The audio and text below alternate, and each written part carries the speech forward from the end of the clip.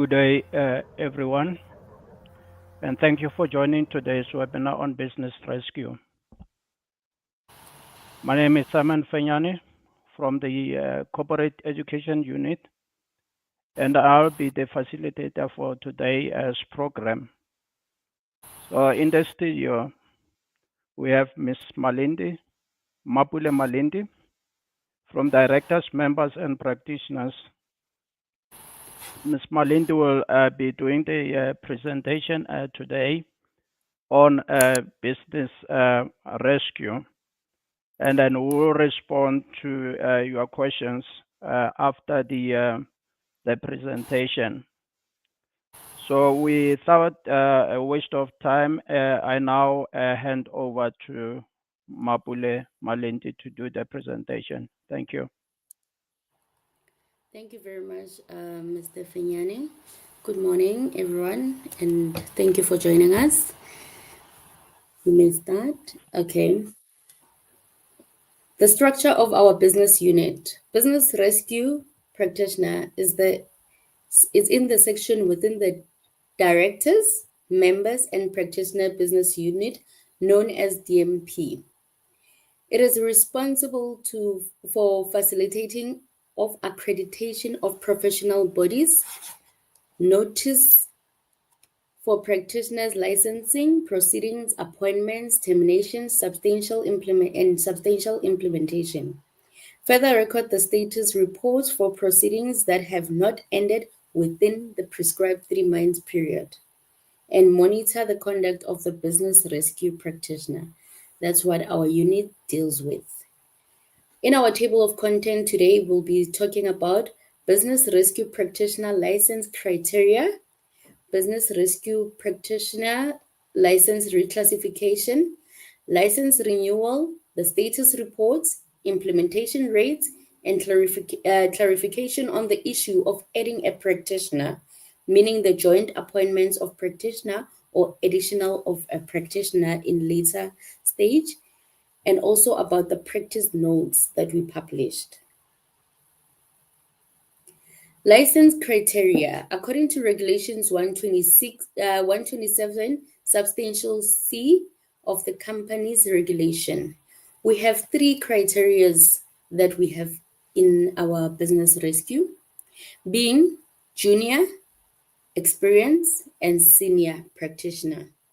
A practitioner can be licensed within these 3 criteria depending on their turnaround experience.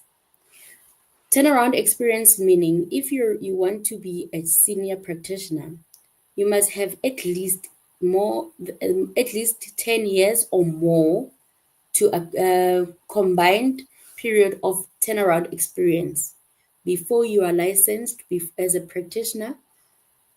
And then for an experienced practitioner, you must have at least more than 5 years turnaround experience. And then as a junior, it is 0 years up to 4 years.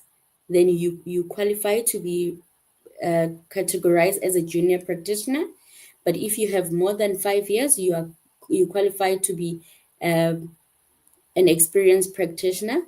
But if you have more than 10 years, you qualify to be a senior practitioner.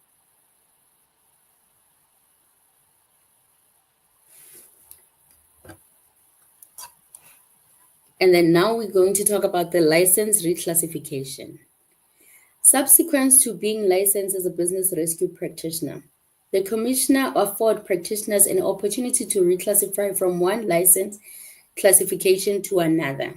Meaning, if you were first licensed as a junior, and then you have accumulated an engagement of more than 5 years after you have been appointed as a junior practitioner, but now you feel you want to be an experienced practitioner, depending on your on your engagements, your active engagements, then we will calculate the engagements that you had. If your engagements within your criteria qualifies you to be an experienced, if there's more than 5 years from the date that you were licensed, meaning that from, let's say you were licensed as a junior practitioner with 0 experience, then you have to have engagements from that year going onwards, calculating 5 years of active engagements that you are involved in. So if your engagements are more than 5 years, then you will qualify to be reclassified as an experienced practitioner. And then you will send through your application on our new e-services, which is K2, and then you file it there. Then it will go through to vetting, and then our vetting team will then have a vetting committee meeting where we will sit there and discuss your application. Then after we have come up with the conclusion that the license has been, you qualify to be an experience or not, we give you reasons. If not, if you don't qualify for more than 5 years as an experienced practitioner, we will state the reasons why. Maybe you haven't yet accumulated 5 years. We will state exactly how many years you have accumulated within the vetting committee meeting. The Commissioner has observed that a large number of practitioners are not compliant with their statutory duties of filing the status reports and providing an update. Therefore, okay, this is the license renewal. Sorry, my apologies. On the license renewal, the Commissioner has observed that a large number of practitioners are not compliant with their statutory duty of filing the status reports and providing an update. Therefore, till the end of the business rescue proceedings, the Commissioner does not issue license renewal to business rescue practitioners who are not compliant with the statutory obligation of filing status reports. The license renewal application are going to be rejected with reasons as outlining the entities for which the status reports are outstanding for, and further stating for which months and years of the status reports are outstanding for. The license renewal are only granted upon satisfaction of the Commissioner that all the request outstanding status reports have been filed. It was also expressed on our customer note 44 of 2024 about the emphasis of the practitioner license renewal due to non-compliance of the status reports, meaning that when our commission when we go through the license renewal application, we check everything, all the active engagement that this practitioner is involved in. The business rescue practitioner must make sure that they are compliant with their status reports, because status reports have to be filed 3 months after the proceedings have commenced, and then on a monthly basis thereafter. Meaning that if you fail to file your status reports, when it comes to your license renewal after your license has expired in 3 years' time, we will not renew your license without the status reports being filed, and all of them. We check them all from dating backwards, coming back up to today's date, meaning up to April. From April going backwards, if your status reports are not filed, your license renewal will not be granted for you. We will reject it, giving you exactly which date and year, month that your certain entity status reports are outstanding for. So you have to be compliant with the status reports. It is compulsory. And then the status reports is under section 132, subsection 3. If a company's business rescue proceedings have not ended within 3 months after the start of those proceedings, or such longer time as the court on application by practitioner may allow, the practitioner must prepare a progress report on business rescue and an update, and they must update us on a monthly basis. They mustn't change the date of the status reports and still give us the same reports that we got the last time. The status report must be an ongoing progress report that informs us what is happening with the entity and where is the entity going. So hence we want the status reports to not be the same thing, but to always give us the progress of the ongoing proceedings. The implementation rates. The requirements for the implementation rates makes it easy for the Commission to interrogate the status reports. The requirement is set out on a practice note 2 of 2022. The implementation rate in percentage may be provided in the following way. A, 0 to 25%, the beginning, initiation phase of the implementation plan. And then 25% to 50%, the intermediary phase of the implementation of the plan. 50% to 75%, the tertiary phase of the implementation of the plan. And then 75% to 100% is the final phase of the implementation. Duplication on appointments.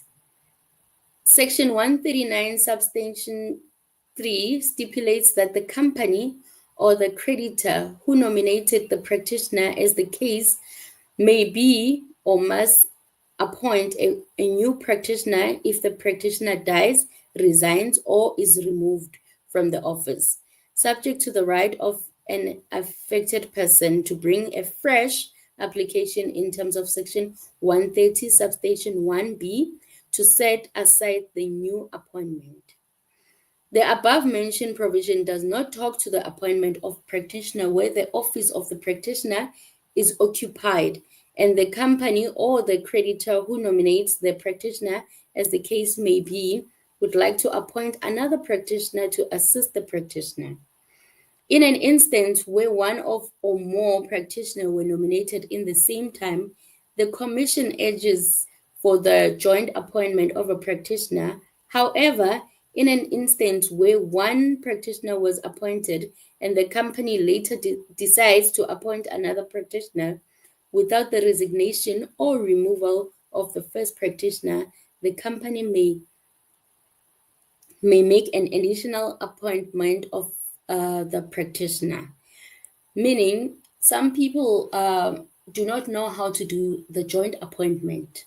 Joint appointments basically can be done simultaneously, but in most cases, we find that most practitioners or the third party that is filing the appointment, they do not know how to do the joint appointment.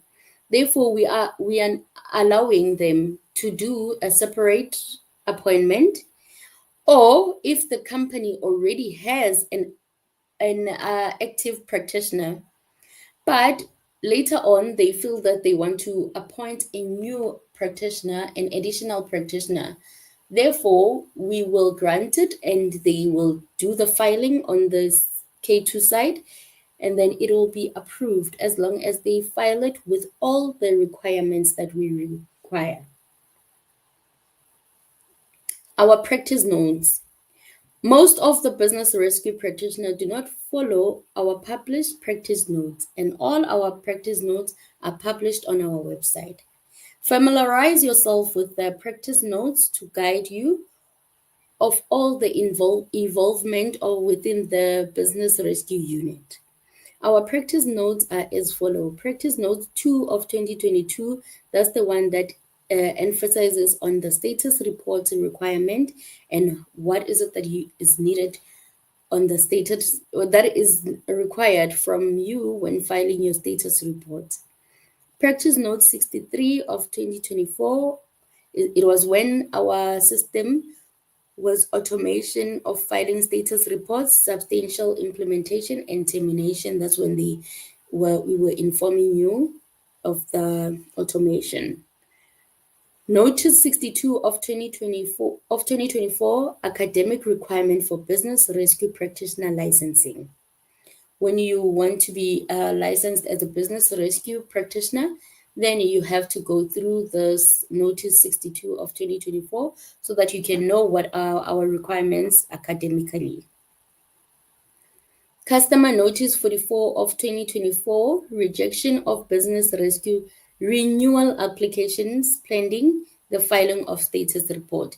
This is where we emphasize on the status report based on the renewal license of the business rescue practitioner. Practice Notice of 2024, non-compliance with the filing of progress reports. Status reports are the ones that we most emphasize on, especially with the business rescue practitioners, because we have observed that most practitioners do not file their status reports on time. They don't file. They will wait until their license is renewed. Then that's when they will be starting to file the status report. You'll get some of the practitioners, their status reports go back to 2021 that were not filed. Therefore, that is why the status report notice is a lot, if you have noticed. And then also, lastly, sorry, we didn't add this. What I want to add is that the PI score.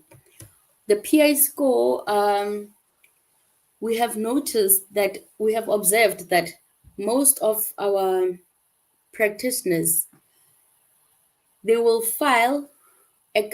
get an engagement of an entity that has a bigger PI score than them. If you're a junior, you know the PI score of a junior, it's not more than 90. Therefore, you can't be a junior and take an entity that has a bigger PI score as you. So we would like to make a clarity that if you're a junior practitioner and you would like to take an entity, like for instance, if the PI score is 500 or more, then you must get a senior practitioner jointly to join you as the joint appointment. Then in that case, you'll be able to take over the entity that you are appointed on. And that's all. Thank you. Any questions?